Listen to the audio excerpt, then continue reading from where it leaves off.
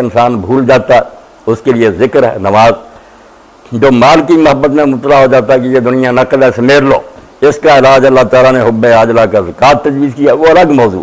مگر یہ خواہشات کا غلبہ جو ہے کہ انسان کے اندر جو خواہشیں پیدا ہوتی ہیں، بے قرار کرتی ہیں، بے چین، ان کو یہ پورا کرنے کے لیے ساری حدیں توڑ دیتا، بے لگام ہو جاتا ہے۔ اس کو قابو میں رکھنے کے لیے صوم کی بات فرض کی گئی ہے۔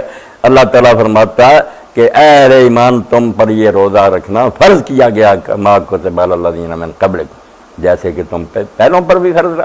یعنی یہ ایسا نسخہ ہے جو سارے انبیاء علیہ السلام کی شریعت کا حصہ رہا ہے۔ اس کو اللہ تعالیٰ نے کبھی ختم نہیں کیا کہ لوگ اپنی خواہشات جن کو کنٹرول کرنا سیکھیں، بریک مضبوط کریں اپنی، یہ نہیں کہ جو جی میں آج کر لیا۔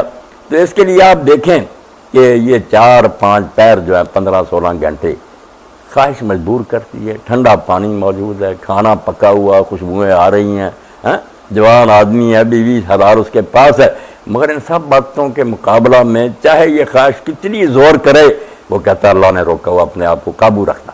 اب اس ٹریننگ سے آپ دیکھتے ہیں کہ وہ جو وصف ہے کہ انسان اپنے شعور اور ارادہ کو پختہ کرے، اس کی بریک ڈھیلی نہ ہو جائے، جو خیال پیدا ہو یہ پہلے حلال و حرام کا فیصلہ کرے، پھر اس کے بارے میں سوچے کہ میں نے یہ کرنا، یعنی آزاد مرضی سے وہ ساری باتیں جو تب حاصل ہوتی ہیں۔ اعلیٰ درجے کا انسان تب جنم لیتا ہے جس کو ہم فرشتہ صفت انسان کہہ سکیں، خاکیو نوری نہاد بندہ مولا صفات، ہوتا مٹی کا بنا ہوا مگر صفتیں فرشتوں کی ہوتی ہیں۔ خاکیو نوری نہاد بندہ مولا صفات، مخلوق ہوتا مگر اوصاف اس میں خدا کے ہوتے۔ اور اسی لیے نیک لوگوں نے ایک ترجمہ یہ کیا، حدیث پاک مشہور ہے صحیح بخاری مسلم کی، کیا صوم لی، روزہ میرے لیے۔ اب اس کا ایک مفہوم تو یہ ہے کہ یہ روزہ اگر لوگ رکھتے ہیں، یہ بھوک پیاس جو ہیں اس کو اختیار کرتے ہیں، تو ان کو کیا ملتا ہے؟ صرف مجھے خوش کرنا چاہتے ہیں، اور یہ عمل کسی کو اس کا پتہ بھی نہیں چلتا۔ صبح سے شام تک آپ اس کو اپنے پاس بٹھائے رکھیں، ظاہری حرکت کوئی نہیں کرے گا، کھائے پیے گا نہیں، مگر وہ نیت نہ کرے روزہ کی، کوئی روزہ کوئی جان نہیں سکتا کہ روزہ ہے یا نہیں، اللہ جانتا ہے۔ مگر اس سے بھی بڑھ کر ایک مفہوم جو صوفیہ نے بیان کیا، اور شیخ الاکبر فرماتے ہیں کہ روزہ صرف خدا کی صفت ہے، روزہ کوئی مخلوق نہیں رکھ سکتی۔ مخلوق تو محتاج ہے کہ اپنے جسم میں جو اجزاء حل ہو جاتے ہیں ان کے بدل کھانا پینا پڑتا میں، ایک ذات ہے یتن ولا یتن، جو کھلاتا ہے خود نہیں کھاتا۔ اس لیے جب ہم روزے کی حالت میں ہو جاتے ہیں تو آپ یاد رکھیں کہ اس وقت آپ اس صفت کے حامل ہو جاتے ہیں جو خدا کی، کہ نہ وہ جانتا ہے، نہ اس میں جنسی خواہش ہے، نہ کھانا پینا۔ بڑی بات ہے کہ بندہ ہے مولا صفات، یہ چند گھنٹے جو ہیں وہ خدا کی طرح کا بنا رہتا ہے، نہ کھانا نہ پینا عورت ان سے پاک ہوتا۔ اور اسی لیے حدیث پاک میں جب آتا ہے کہ روزہ جب انسان افطار کرتا ہے اس کو 2 خوشیاں ملتی ہیں، مومن کی فراتان للصائم فرم، 2 خوشیاں، فراتن عند لقاء رب، فراتن عند فطر، روزہ کھولنے کی خوشی اور ایک اپنے رب سے ملنے کی خوشی۔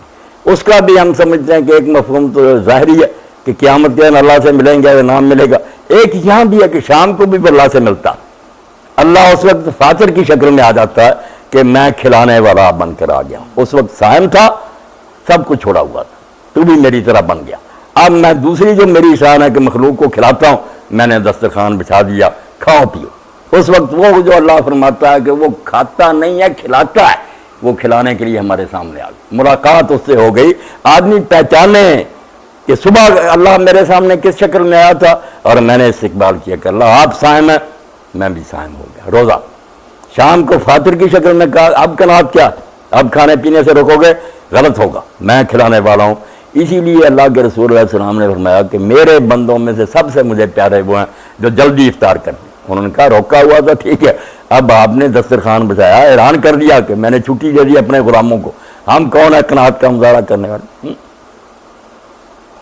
کیوں تما خواہد من سلطان دی، کیوں تما خواہد من سلطان دی، جب کائنات کا مالک اب ہم سے چاہتا ہے کہ تم حرص کو چھوڑو، قناعت کیوں تما خواہد من سلطان دی، اب قناعت کا موقع نہیں، وہ صبح سے شام تک تھا، اب ہے حرص کا موقع، خاک بر پھر کے قناعت باز نہیں، اس کے بعد تو قناعت پر لعنت بھیجنی چاہیے۔ اور اسی لیے فرمایا کہ جب تک یہ امت جلدی افطار کرے گی یہ دین پر رہیں گے، ورنہ یہود نصارہ کی طرح گمراہی کا شکار ہو جائیں گے۔